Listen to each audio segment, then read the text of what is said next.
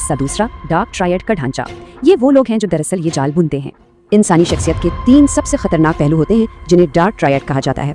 पहला है नारगिसियत, यानी शदीद खुद पसंदी और ये समझना कि सारी दुनिया का वजूद सिर्फ उन्हीं के उसूलों पर चलने के लिए है। दूसरा है माकियावेलियनिज्म, यानी बड़ी चालाकी और धोखे से दूसरों का इस्तेमाल करना। और तीसरा साइकोपैथी, यानी दूसरों के लिए किसी किस्म की हमदर्दी या एहसास का बिल्कुल न होना। जब ये तीनों खासियतें किसी एक इंसान में इकट्ठी हो जाती हैं तो ये दूसरों को कंट्रोल करने का एक इंतहाई बेहतरीन और तबाहकुन टूलकिट बन जाती हैं। अब इस पॉइंट में सबसे ज़्यादा दिलचस्प और हैरानकुन बात यह है कि ये तबाहकुन खसूसियात इंसानी इर्तिका में अब तक कायम क्यों हैं। इर्तिकाई नफ्सियात बताती है कि इन तारीख खसूसियात ने दरअसल माजी में कुछ लोगों को जिंदा रहने और अपने मकासद हासिल करने में मदद दी।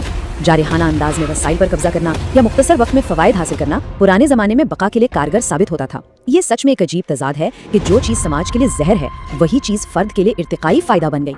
इसे अट्रैक्शन पैराडॉक्स या कशिश का तजाद कहते हैं।